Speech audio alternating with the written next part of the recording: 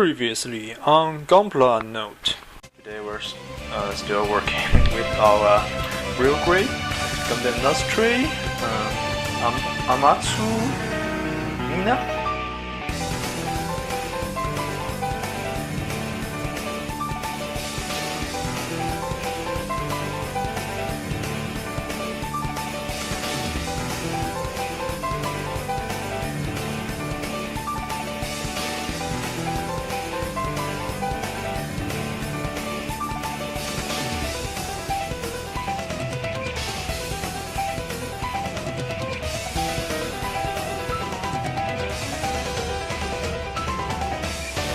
The good thing is, when we coloring, they're already separated parts for us, so we don't have to do much like alter.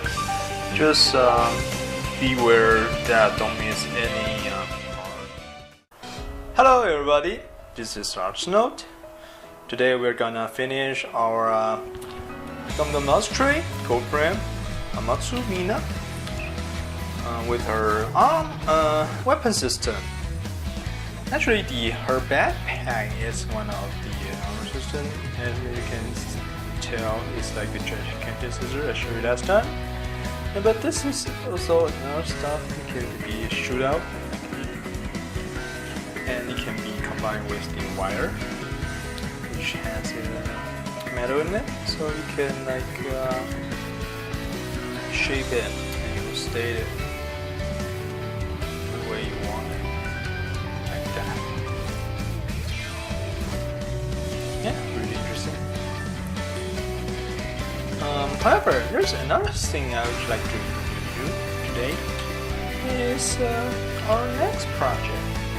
If you enjoy it, if you remember, the last time I told you got two new Gunpla coming, and the other one is arriving today, which is this one. It's a Super Mina, and you can see it's a little bit different. There's the female character in it. So this type of robot in Japan they call it Kimusume or Kikamusume, which means machine girl.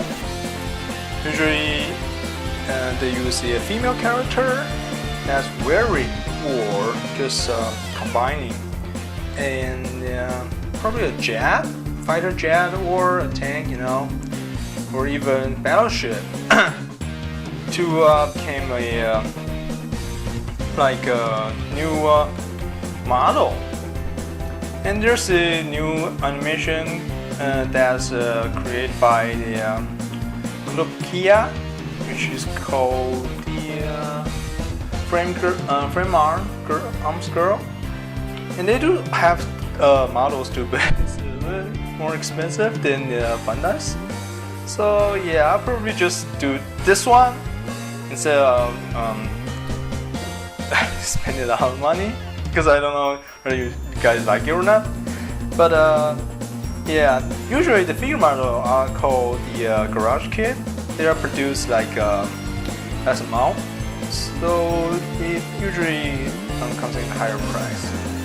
But I will use some of the garage kit building technique on this model, because I can tell there's some female characteristics in it.